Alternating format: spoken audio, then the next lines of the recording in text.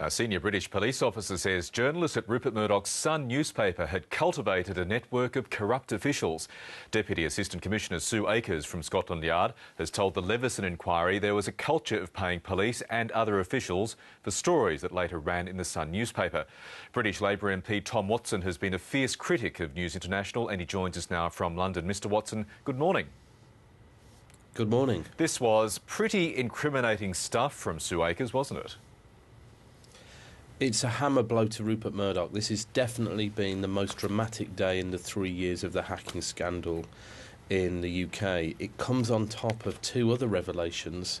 A judge at the weekend revealed that there were emails giving executive orders to destroy evidence that may be detrimental to civil cases taken out by hacking victims. And it also and there was also a revelation and a memo revealed that showed that Rebecca Brooks, the chief executive of News International, had been given insider information from the police in the original inquiry in 2006.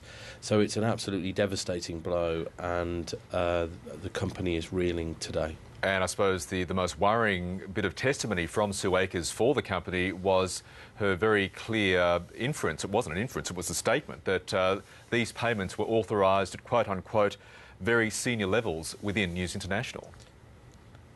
She also said that the payments had been made to all areas of civic society, from the police, the military, in the health system, in the prisons and in government. So it's escalated this inquiry to a new level. And what we're seeing in the UK now is, first we had the crime of hacking that it took 2 years to be revealed, but the second stage of this is actually the unravelling of the cover-up, and Sue Akers was absolutely devastating. It was gripping testimony today and completely refutes the sort of allegations made by some of Rupert Murdoch's senior executives last week that the inquiry was focusing on tittle-tattle and journalist expenses and lunch bills. This could also turn into something of a scandal for the government if those public officials are indeed identified and charged by British police. Oh yes, I mean the current government and the government that I was part of, if it does identify officials, Sue Akers said that there were some people who had received up to £80,000 of cash payments from News International, and that one of their journalists alone had paid £150,000 out in cash payments in the last 2 years. So pretty heavy stuff, and the numbers were bigger than we'd seen before, and the significance was greater. So yes, it's been a very big day in the inquiry here, and a very bad day on a number of fronts for Rupert Murdoch, because at the same time the Leveson inquiry was hearing this explosive evidence from Sue Akers, a court across town was handing out another big compensation payout to a victim of phone hacking, the singer Charlotte Church.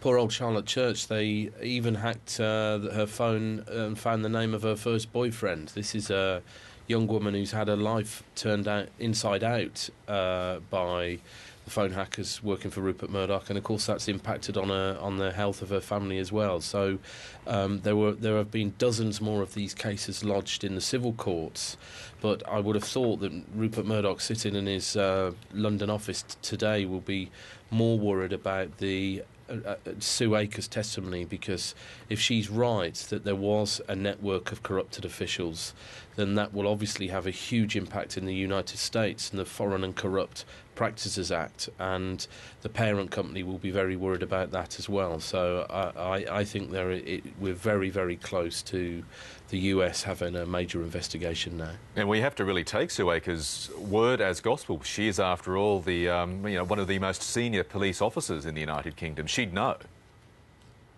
She would know, and she's also considered inscrutable, and she plays her cards very close to her chest. So, which is why her statement, which was so bold, has really rocked the country today. So, yes, she would know, and there is clearly going to be. She alluded to the fact that there would be more arrests in weeks and months to come.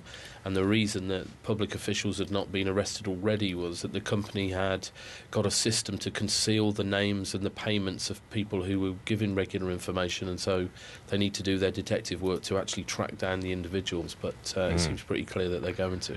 And gee, all of this has overshadowed somewhat the PR and I suppose morale bounce Rupert Murdoch and his troops were hoping to get from the launch of the Sun on Sunday. Well, I think people see the launch of the Sun on Sunday, the premature launch, as a desperate act now rather than an act of bravery. And of course, the brand is going to be continue to be tainted by this inquiry.